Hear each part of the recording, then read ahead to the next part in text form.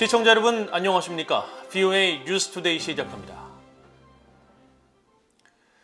북한이 국제 항공 노선에서 탄도미사일을 계속 발사하는 것은 심각한 안전 위협으로 강력히 규탄한다고 국제 민간 항공기구 아이카오가 밝혔습니다. 국제해사기구 IMO도 북한이 단 한 번도 탄도미사일 발사 전 통보 의무를 이행하지 않았다면서 이와 관련해 올해 말 의무감사를 받을 것이라는 사실을 다시 한번 확인했습니다. 첫 소식 박형주 기자가 보도합니다. 유엔 산하 전문기구인 국제민간항공기구 아이카오가 지난달 25일부터 30일까지 4차례 이어진 북한의 탄도미사일 발사에 대해 규탄 입장을 밝혔습니다. 아이카오 대변인실은 3일 북한의 최근 잇따른 탄도미사일 발사에 대한 VOA의 논평 요청에 아이카오 이사회는 최근 북한이 국제항공노선 상공이나 인근에서 탄도미사일을 계속 발사하는 것은 민간 항공 안전을 심각하게 위협할 수 있다는 점에서 강력한 규탄 입장을 표해왔다고 밝혔습니다. 또 북한은 국제민간항공기구의 회원국으로서 탄도미사일 발사 전 사전 통보 의무를 단 한 번도 지키지 않았다면서 아이카오 이사회는 이런 잠재적 위험 활동의 재발 방지를 위해 국제민간항공협약과 부속서, 절차, 관련 아이카오 표준 권장 관행의 규정을 준수할 것을 북한에 촉구해왔다고 강조했습니다. 그러면서 36개 아이카오 회원국 외교대표로 구성된 아이카오 이사회는 아이카오 사무국이 북한과의 모든 직간접적 기술적 활동을 피할 것을 거듭 강조해왔다면서 이사회는 아이카오 사무국이 관련 상황을 지속적이고 적극적으로 모니터링하고 진행 상황을 이사회에 보고할 것을 요청했다고 설명했습니다. 유엔 산하 국제해사기구 IMO 역시 북한이 사전 통보 의무를 지키지 않았다고 지적하며 올해 말 감사가 예정된 사실을 거듭 강조했습니다. 나타샤 브라운 IMO 언론정보 서비스 담당관은 북한이 지난달 25일부터 30일까지 이어진 4차례 탄도미사일 발사 과정에서 단 한 차례도 사전 통보하지 않았다고 밝혔습니다. 이어 IMO는 최근 북한의 4차례 탄도미사일 발사와 사전 통보 의무 미이행 문제에 대해 어떠한 입장도 밝히지 않았다며 이에 대한 문제 제기는 각 회원국에 달려있다면서 다음 달 열리는 해상안전위원회 회의와 IMO 이사회 회의에서 이러한 문제를 회원국들이 제기할 수 있을 것이라고 설명했습니다. 브라운 담당관은 또 북한이 탄도미사일 발사 전 통보 의무를 지키지 않은 데 따른 대응으로 해상안전의무 이행과 관련해 올해 말 북한에 대한 감사가 예정돼 있다는 사실을 거듭 확인했습니다. 그러면서 감사에는 징벌적 제재가 없지만 시정조치 계획서 발부가 포함될 수 있으며 감사 결과는 피감 국가의 결정에 따라 공개될 수 있을 것이라고 밝혔습니다. 유엔 산하 국제기구인 국제민간항공기구와 국제해사기구의 회원국인 북한은 국제항공안전과 항로, 해상안전에 영향을 미칠 수 있는 미사일이나 인공위성 발사 전에 관련 계획을 기구에 통보할 의무가 있습니다. 그러나 북한은 아이카오에 지난 2016년 2월 인공위성 발사라고 주장한 광명성 4호 발사 이후 단 한 번도 사전 통보 의무를 이행하지 않았고 IMO에도 2019년부터 최근 3년간 공식 통보한 적이 없습니다. VOA 뉴스 박형수입니다.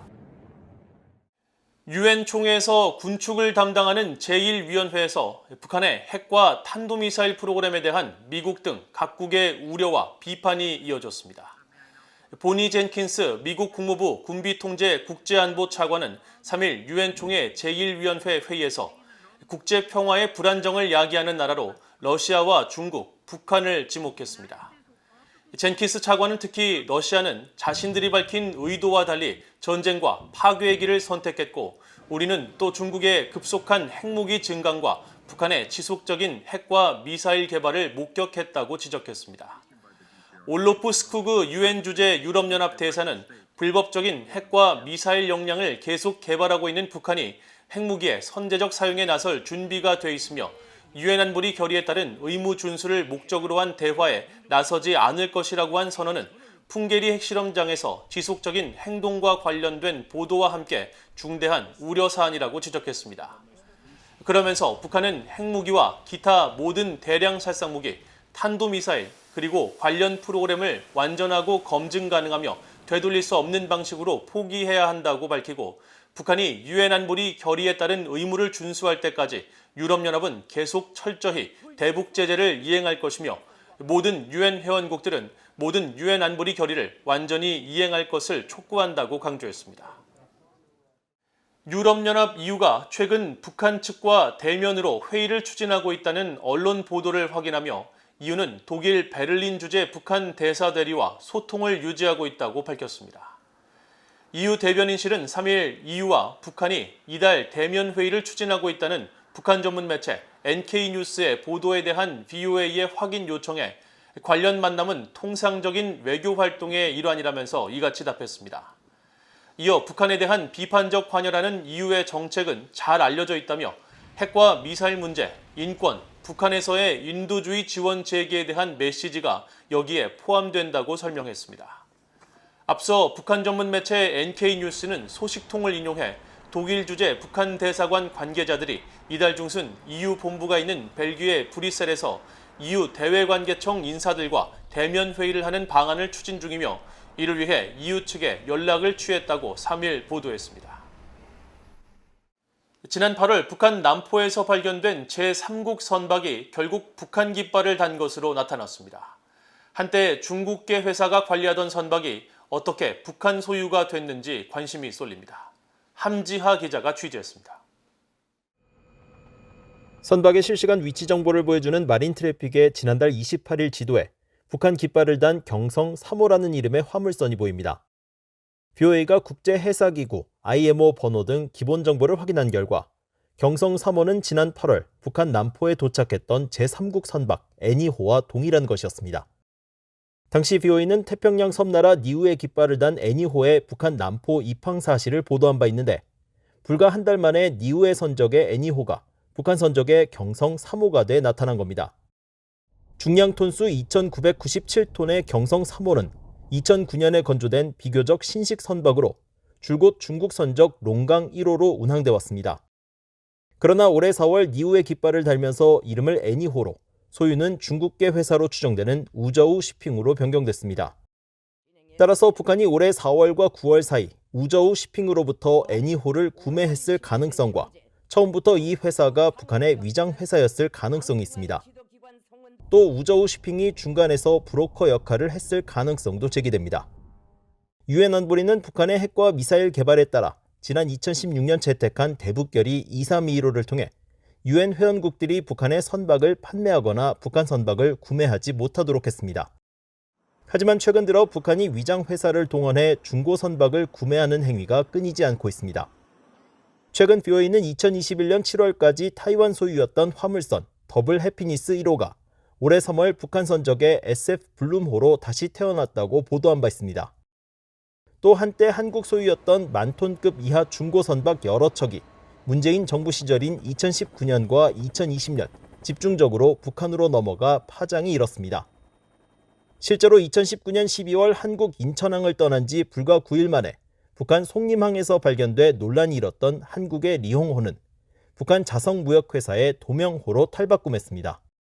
또 2019년 북한으로 벤츠 차량 등을 옮기며 제재 위반에 연루됐던 지유안호는 불법 행위 포착 2달 전까지만 해도 한국 깃발을 달았던 써니 시더호였고 2020년 10월부터 북한 선적을 갖게 된 수령산호도 같은 해 7월 16일까지 한국의 한 해운회사가 선주였습니다.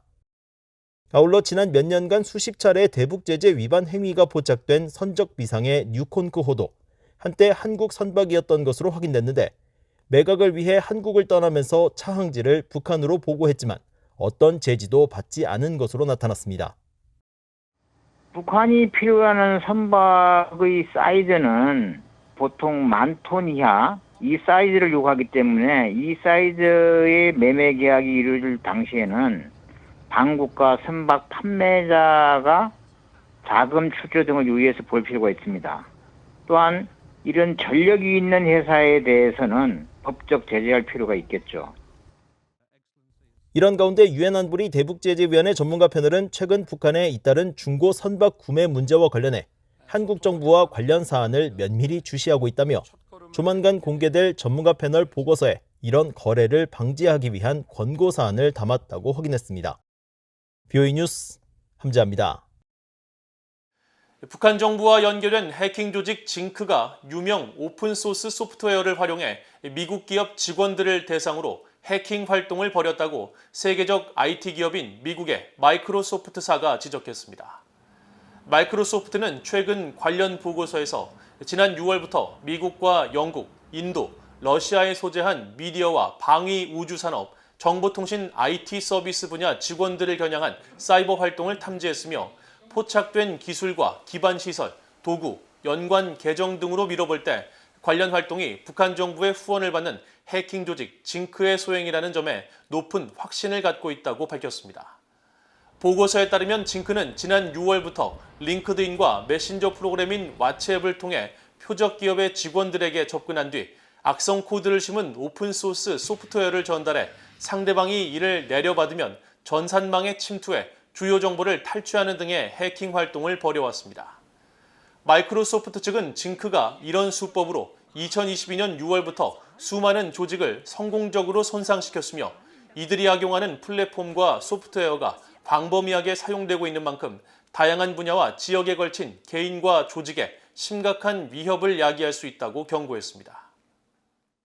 세계 100여 개 나라의 인권 상황을 감시하는 국제인권단체 휴먼 라이츠 워치는 3일 VOA에 보낸 성명에서 북한 정부가 식량과 의약품, 교육 등 기본적인 사회복지에 사용할 재원을 핵무기 등 무기 개발로 전용하는 것은 북한 주민의 권리에 대한 조직적인 공격이라고 지적했습니다.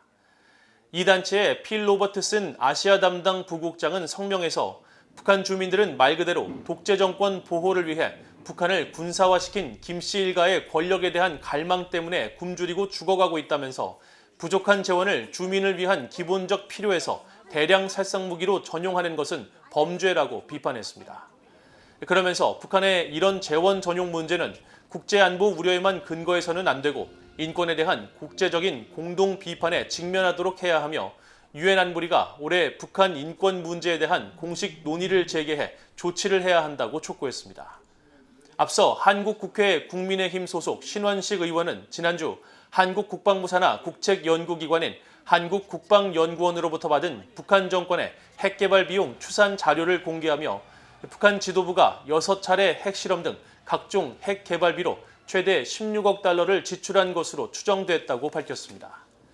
신 의원은 이 금액을 북한의 주곡으로 환산하면 쌀은 141만 톤에서 205만 톤, 옥수수는 282만에서 410만 톤을 구입할 수 있는 엄청난 양으로 북한의 몇 년치 식량 부족분을 채울 수 있는 규모라고 지적했습니다. 이상으로 VOA 뉴스투데이를 모두 마칩니다. 시청해주신 여러분 고맙습니다.